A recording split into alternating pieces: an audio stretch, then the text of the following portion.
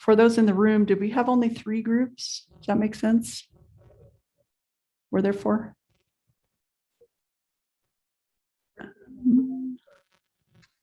One and 2 joined up.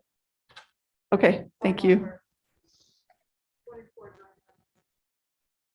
Ooh, that'll be tricky.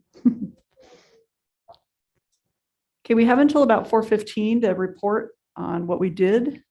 So I wonder about doing group 1 in the room, give a summary, and then group 1 online, give a summary. Does that sound okay? And we'll just do the same. Bring him back. Glad I took that.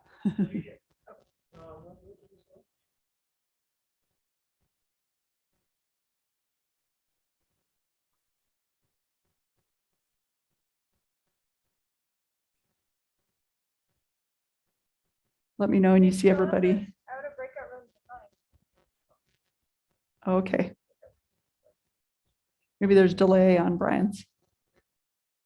So do we have a spokesperson for number 1, dust lifting, group number 1? Alejandro. We need to get you a mic.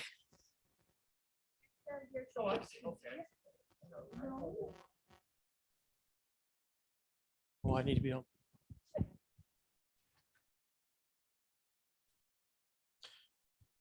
All right, I don't know if this is what you guys were looking for, but this is what we talked about. We talked about both dust lifting and saltation, which is the group 4. There was no real group 4, but it worked out because one of the first points that was made is that one of the things that we can take advantage of that we at least know is true terrestrially is that saltation threshold and dust emission threshold are linked. So understanding one will help us understand the other and vice versa. So we spent some time talking about ideas about how to do that. Things where you can have saltation sensors that are down near the surface, 5 to 15 centimeters off the surface, detecting the occurrence of saltation.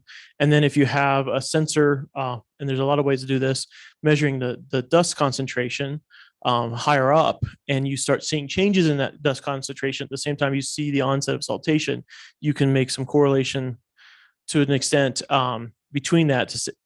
You're basically seeing the dust emission process, that you're getting an increased loading of the dust near the surface. At the same time, a dust sensor higher up is diagnostic of the locality of the dust through measurements of the dust size. So the nearby saltation is going to generate emission of dust particles that are probably larger locally than the dust particles that have been transported in from farther away. So we just need ways of measuring saltation sand at various heights to get that flux, ways of measuring the dust at higher levels up. And then we had also some discussion related to this about the difference of understanding the direct dust emission by measuring dust near the surface. We're talking like half a meter to a few meters up versus trying to understand the climatological contribution of dust to the dust lifting process in the local activity. So for example, trying to see what is the dust loading at higher levels at the top of the boundary layer and a little bit above it, and some ideas for using the drones to measure that kind of information vertically. And then we talked a little bit about the fact that the argument was made that saltation is the primary and critical way of getting dust emission on Earth. But there is an ongoing debate in the Mars community about whether actually dust devils make a greater contribution than the saltation. So that's going to be a question you're going to want to understand. And so again, it connects 1 and 4 together, because the question is, what is controlling dust lifting? Is it a saltation activity? Is it dust devils? It's probably both. What are the relative contributions? And then overall, a big theme was, how does all of this connect to dust storms? A way of connecting it back to a big picture that expands beyond just understanding near surface activity. And then we also talked a little bit about how, if there are ways, we brainstormed, debated ways to measure abrasion change on the surface, because there's a feeling that that's another one that can be connected to big picture pressure, big picture questions, understanding how saltation-driven abrasion might be affecting erosion, the survivability of organics on the surface, something you can connect that to the potential for life, stuff like that. Anybody else in my group want to chime in with anything I might have missed there? That's all I got. That's awesome. That's a lot of really comprehensive things to think about. It's great. How about online? Do we have somebody from group one who wants to talk online? I can talk, and I think James took some notes as well. Thanks, Claire. Shall I go first, James? Yeah, go ahead. I'll make sure you don't miss anything. Okay, well, I probably will, because I didn't take probably as good notes as Alejandro did. But so I think the first thing we talked about was the idea of doing dust eddy correlation measurements, and how you can have issues when you don't have sufficient surface supply, because then I guess it's unclear whether there's a lack of, the vertical flux or a lack of dust. And so that was something that was interesting. I hadn't thought about both doing, I'd wondered if that measurement was possible, and I hadn't thought about that issue with it. So it'd be interesting.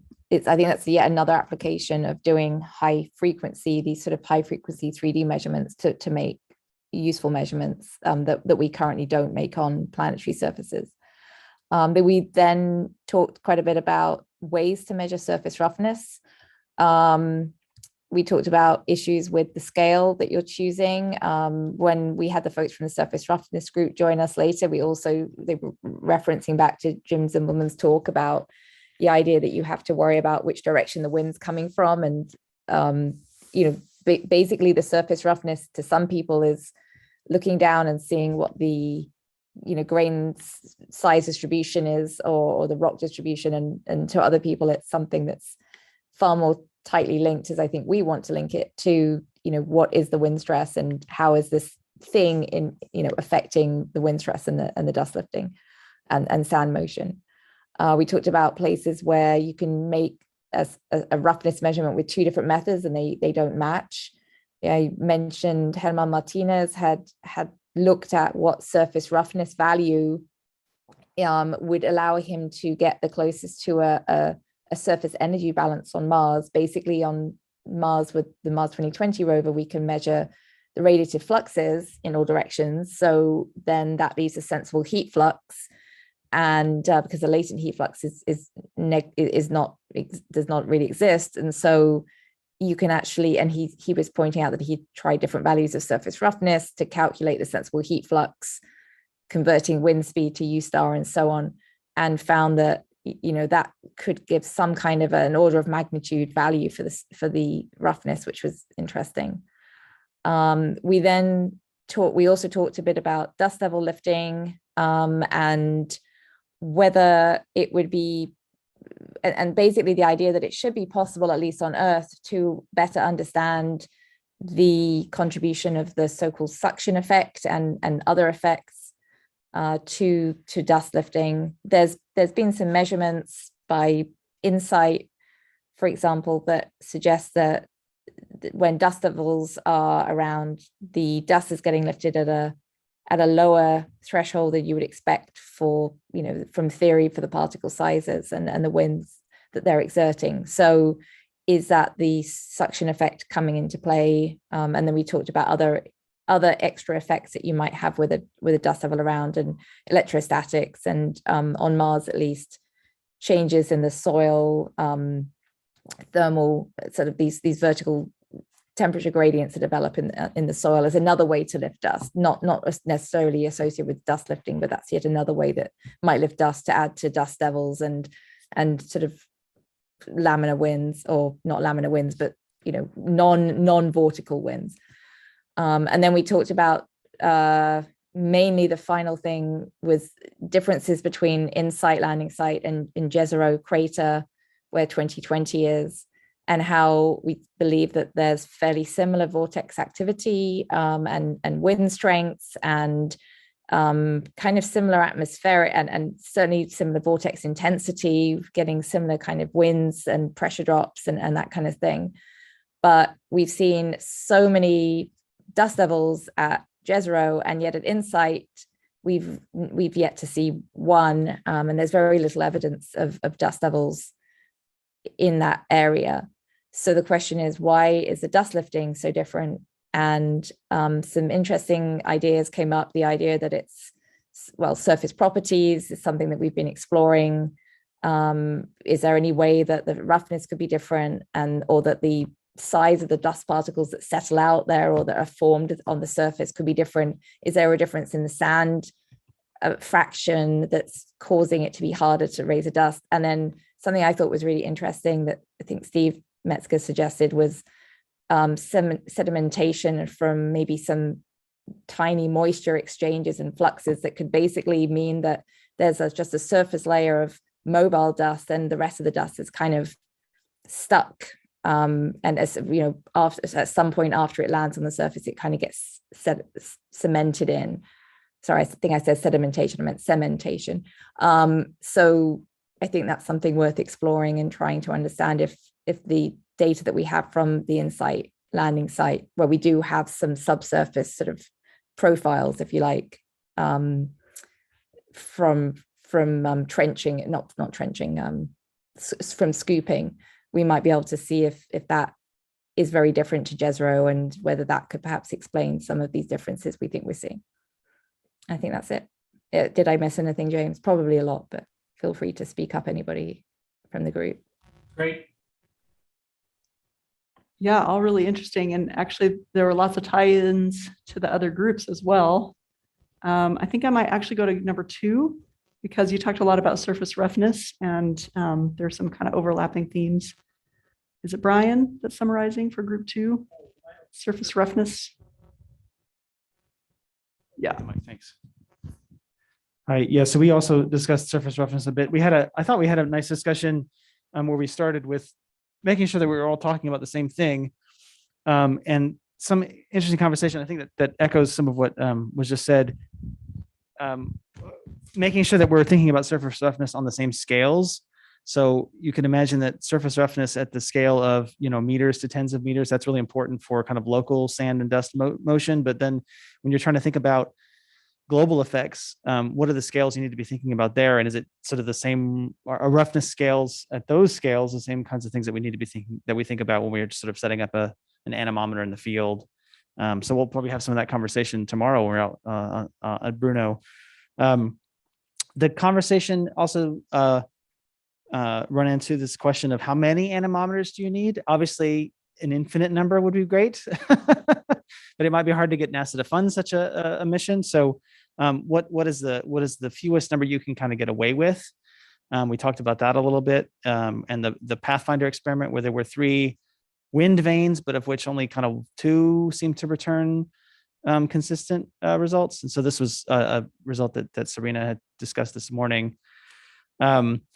There was an interesting suggestion of maybe just hanging a rope from some sort of tall mast and letting the kind of rope take the shape of the wind profile, and trying to work out from imagery what the wind profile might be. So that might be a super simple way of doing it. Although I don't know how you hang a rope from a 10-meter mast on Mars. I don't know. That's a fun idea though. And then I think there was a really interesting point. Did we decide whether someone had done this thermal emission? Okay, so there was a suggestion made of perhaps using thermal emission data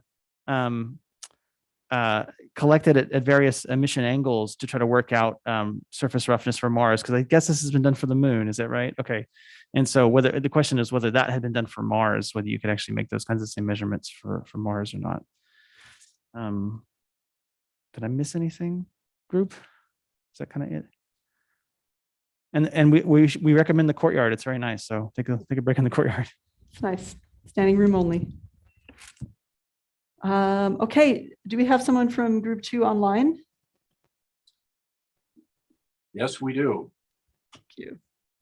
We covered 4 things, and I don't want to necessarily hog the airwaves, but we covered 4 things. One was roughness is at various scales. So it would be nice to know the roughness anywhere from a micro imager all the way up to perhaps orbital photogrammetry, with maybe drones in the middle and maybe LiDAR on a mast looking at the immediate local area.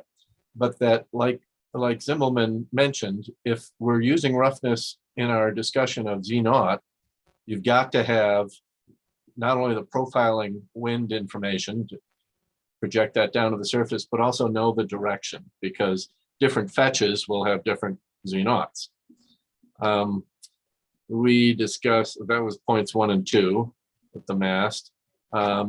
Joanna mentioned the importance of surface properties, from electrostatic issues to maybe chemical, maybe salts and stuff that are helping to glue things together. And then the fourth thing that I think should be mentioned is that if Z0 is a main reason for caring about roughness, that you need certain neutral atmospheric conditions. I'm forgetting what they are, but that there's certain times of day or perhaps certain weather conditions where that's going to happen, and much of the time it's not going to happen. So being aware of the environment you're working in and when those conditions are likely to be met would then be crucial to when you do the high resolution measurements of that. And the rest of you want to chime in? That was a good summary, Steve. Thank you. Great. Yes, I feel like, yeah, no, we can discuss. Do you want to discuss? That's a great idea. Christy has a question. Okay, so I have a question about roughness, and I wanted to talk to Jack about it since he did his dissertation a number of years ago on this and has been working on this for a while. So we have an expert in the room. So whenever I've seen all these images of the landers, none of the surfaces are flat, right? So there's rocks and boulders, and there's surface slags. It ranges. And so from the work that you've done, or maybe some of the folks like Nick Webb's group, what they've done, like how do you characterize the density of roughness and the size of roughness? Because I feel like that is something I don't know how to do besides trying to get a mean displacement height. But I don't know if that's the right way to go about it.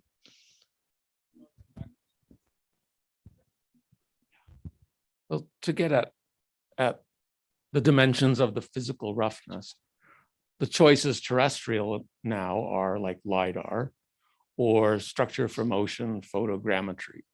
And you're resolving down to centimeter or less resolution of the distribution of heights. And then once you have that information, there's different models of roughness, but every one that's tried to link to Z0 is based somewhere in the literature on an empirical study that somebody put a tower up amongst roughness elements, came up with their roughness index and said, if I know as the roughness index changes, this is my local Z0. So it is a weakness to take that empirical model and say, I'm going to hunt Z0 on Mars. I spend a lot of time hunting for Z0, but I'm not. It is going to inform for the people who are doing large scale climatological modeling. Say it's almost a necessity. But as you get closer to understanding process, when's the sand grain going to move? And I think it becomes less important, and we don't need to pay so much attention to it. We go after, I think there are tools available, even computational fluid dynamics. Once you have the DEM of the surface of interest and you've got a good handle on your boundary conditions of what that flow looks like, you can essentially map the shear stress distribution across that surface. And then you can sum it or whatever and say, this is what's acting on that surface. It doesn't tell you what the threshold was, but if you sort of put in a threshold particle size distribution, it would tell you when you were going to achieve that. Does that sort of help? I might just add on, one of the things we talked kind of to that point in our group, Roughness Group Online, was that DEM that you're talking about, Jack, can be collected at multiple points in time as your surface evolves, right? And in particular, we talked about that being important for surfaces that have a lot of erodible roughness elements that, therefore the physical roughness changes over time, maybe at a high temporal resolution even. And then that translates to changes in the actual aerodynamic roughness.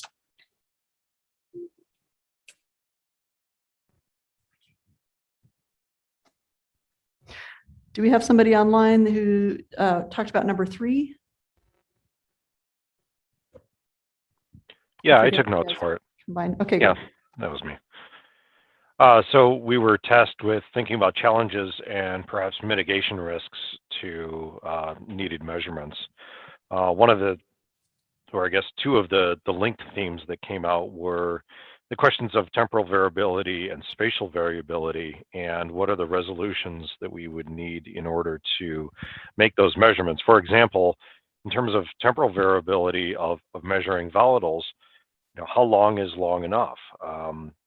It was suggested that maybe measuring a full year at 1 hour, at a frequency of 1 hour measurements would be sufficient. For spatial variability, when we're addressing volatile exchange near the surface, that was on the scale of about 1.5 meters over the, above the surface, directly at the surface interface, and perhaps 10 to 20 centimeters into the subsurface. And those were generally for water, and I'm not sure that they wouldn't equally be true for CO2. I'm also not sure that it wouldn't, and that was for Mars. I'm also not sure that it wouldn't also be valid for something like Venus, where we're talking about active chemical weathering into the Venus regolith and surface rocks via sulfur exchange cycle. We talked a bit about science motivations. Where is the ice? What is the variability, the geographic and depth variability in the ice? Where is there liquid water? We talked about challenges with instrumentation in order to make these measurements, and in general, the species that we're concerned about for habitability, I guess we could say as a rule, are very, very, very low in terms of in terms of availability or in concentration. So I guess traditionally you would just stick a GC mass spec on something and hope for the best, but it may be getting to the point where we know which species of interest we're targeting, and we now transition to instruments that are species specific and simultaneously much more sensitive for those species. And one of the large overarching questions is for any of these habitability tracers, or perhaps tracers of extant life, how do we distinguish biologic from abiotic origins of the species in question? There was some talk about how do we validate models. For example, how do we validate models of whole atmospheric column integrations and the ways that they inform localized measurements, or vice versa. We don't actually have a lot of, or we have very few full atmosphere depth profiles of species of interest. So there's a need to directly test, if possible, the models that we rely on with in-situ data.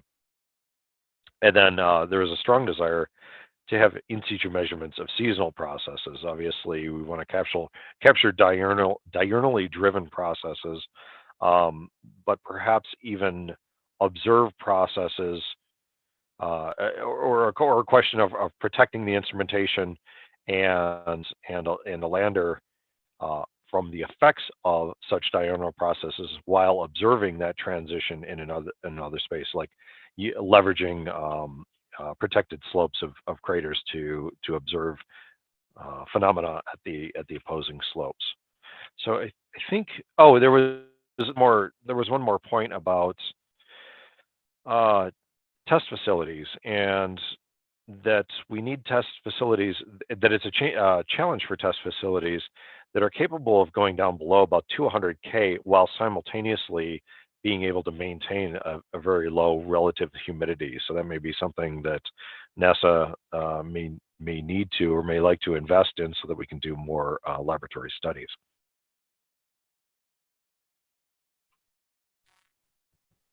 Great. Thank you very much. Do we have a group 3 in here that also met? Feel it, yeah, okay.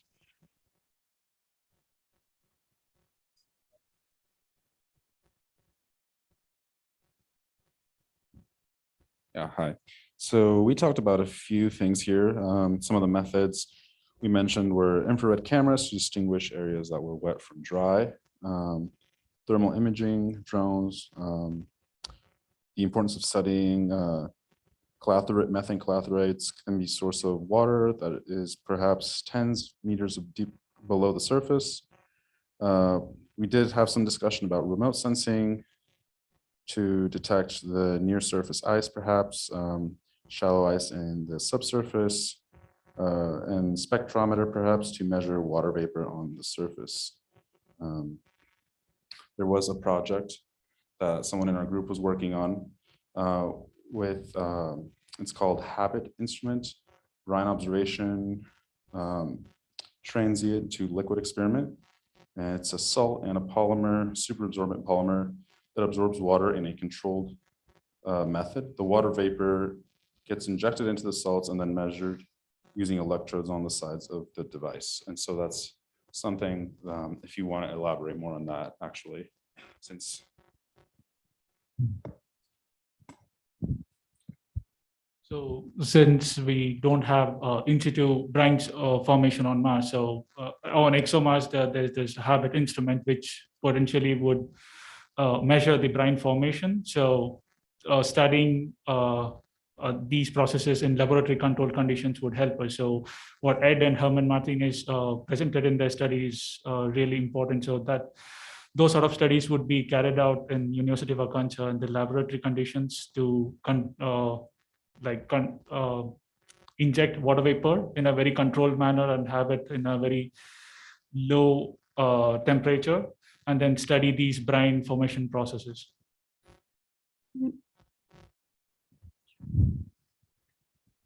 Okay. Thank you so much. Was there an online group 3 or did you say you combined with somebody? Oh, the online was us. We just did the online group 3. Sorry. That's right. I did reverse order. Was there an online group 4? Yeah. Okay. Thanks. But not an in-person group 4, right? We're done with our in-persons. Yeah. So this is our last. Cool. Okay. So we talked about aeolian flux and took some notes. So I think, you know, that the main, we tried to focus our conversation around this forcing and response framework. So we have, you know, the shear stress and the turbulence of the wind that is forcing this system. And then on the response, we sort of have two scales. You know, first order effect is the actual sediment flux itself, which is something we care about, but also clearly we want to understand how that affects the landscape and how that passes on to bed forms, ripples, and dunes, and so on. So the measurements that we thought would be desirable are, you know, direct measurements of shear stress, and potentially at more than one location on a homogeneous sedimentary erodible surface. And at those co-located with any of those shear stress measurements, we also want to know something about the sediment itself. You know, we need to have a good understanding of what, you know, the particles are like. Measuring directly the shear stresses, you know, can avoid some of these issues about understanding the roughness and the stability and so on. But from the wind profile itself, we can say something interesting about how, you know, what gives rise to those shear stress conditions. So things like the stability, but also if we can measure the wind profile close or within the saltation layer, understanding the momentum deficit that arises due to the transport of sand can give us a better sense of the amount of sediment flux and the way in which it happens. So, like this classic example of like Bagnall's kink is something you could potentially target. But as other people have spoken about, the contextual information about where these measurements are made is really important due to fetch and fetch of both the sediment flux itself and the wind. So having a good understanding of what's erodible around you, how far that extends, the local topography is pretty critical in order to extrapolate what we learn from one point to anywhere else on the landscape. We struggled with this idea of like, what is the most basic thing that you would want to measure in order to say something about the flux itself? Like which part do you want to know, and what would best contribute to improving our models or testing our models? And one would be that the flux profile itself would be a good one, because from that you can infer, well, if you do it in certain ways, you can integrate it to get the total mass flux, but also it tells you something about the shape of the profile, and therefore something potentially about the grain trajectories.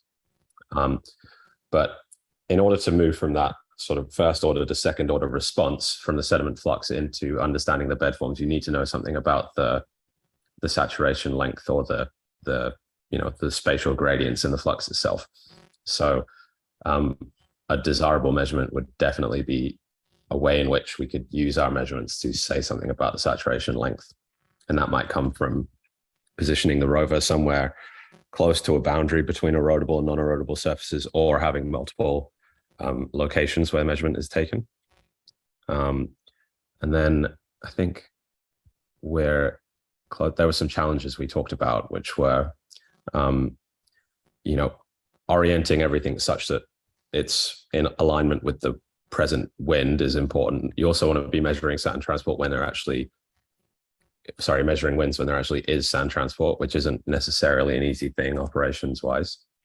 And if we were to measure the bed form topography, Joel brought up earlier about how you could look at bed forms to infer flux. Well, this would be really useful, but the bypass of material that's fluxed, that isn't contained within the migrating bird form is there's not a clear theory for that for Mars, and even on Earth, that's quite a challenge. So understanding that a bit better would be important if we were to use that method. And then dust makes everything harder, especially with the optical methods of sometimes measuring some of these things like the flux. I'm not sure how exactly you would do it.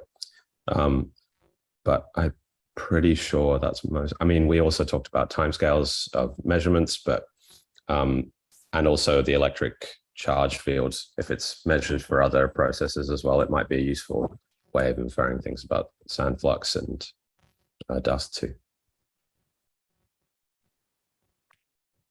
Great. Thank you. Does anyone have anything else to add to any of this? I'm struck by the fact that there's a lot of talk about resolution, especially temporal resolution on measurements. The last discussion was perhaps the most actual in situ, where there was a lot of, maybe surprisingly, a lot of settling on remote sensing for a lot of our groups, right? I mean, that's what we're used to. It's what we have in hand. It's what is easy, not easy, but it's something we have used and can picture. So it will be interesting to think more about what is actual in situ and how can that help. Mm-hmm. Tim. Oh.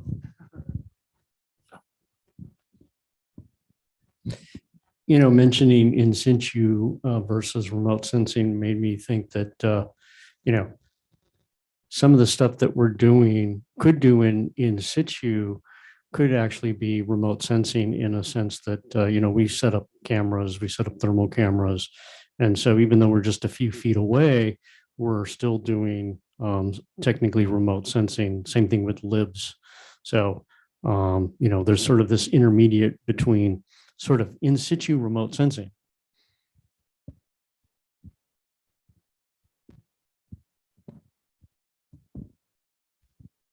I'd like to return to an earlier part about, the shear and the fluid. I guess I want asking for clarity in the argument between you need a profile or do you need one sonic three-dimensional anemometer? They both give you, one gives you the shear inferentially from the log profile, and the other is a direct measure if you're in the boundary layer.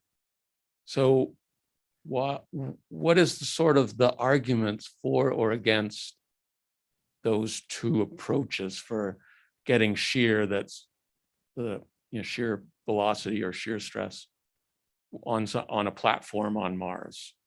Is there any debate that tells us one going one way or another?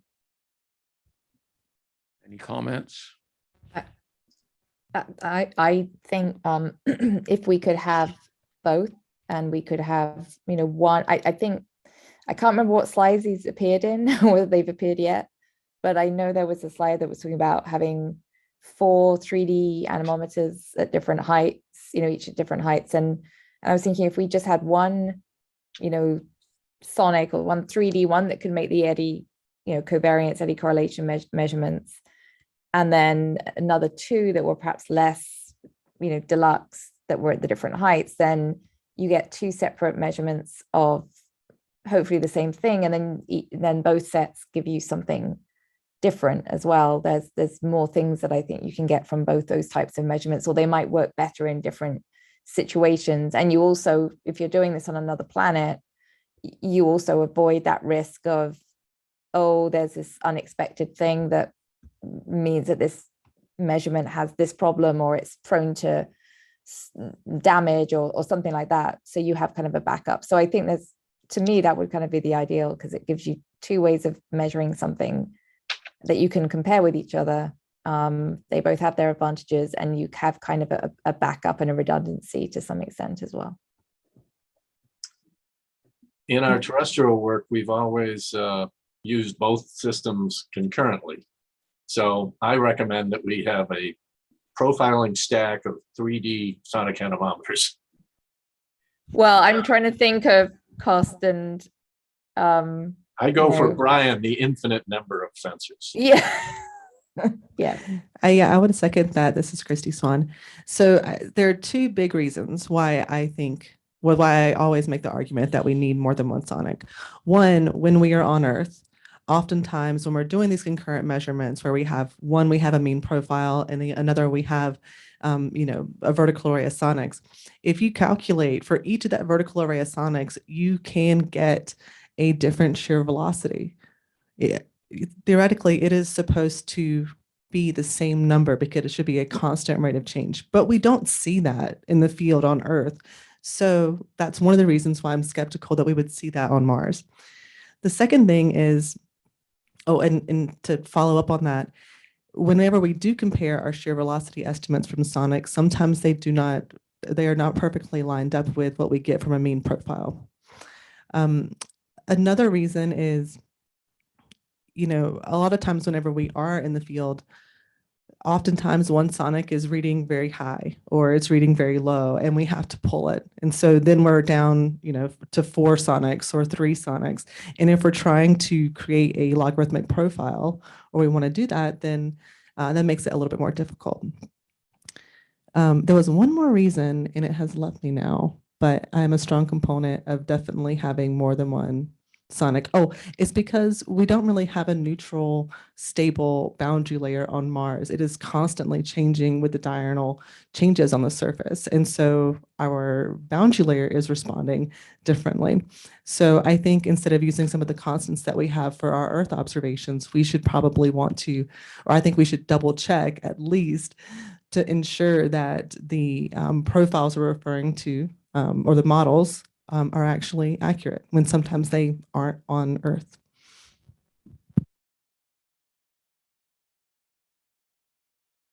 Don, do you have more about what happened with In-Sight's sensor and why it was moved off the arm? That's interesting. Yeah, I think the reasoning there was that we wanted winds while we were doing the instrument deployment. And so you couldn't have the wind sensor on the arm when you're deploying the wind and thermal shield, for example. So that just didn't work out in the long run. I'd like to echo the concerns about vertical arrays of animals.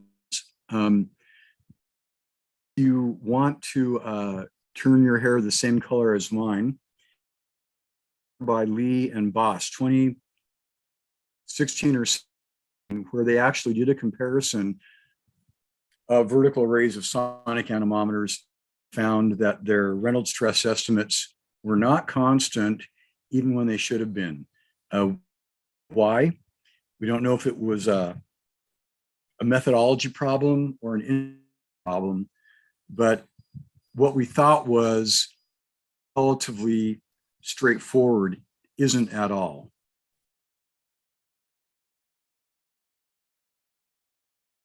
So our lack of base understanding for Mars is really means we need more instruments, probably. Anything else? We're actually at 4:15. So, and I'm sure that these will spawn lots of more discussion on Thursday, especially. Keep your thoughts and write some things down if you like. We're going to take a 20-minute break. So I'll be back here at 4:35. Thank you, everybody.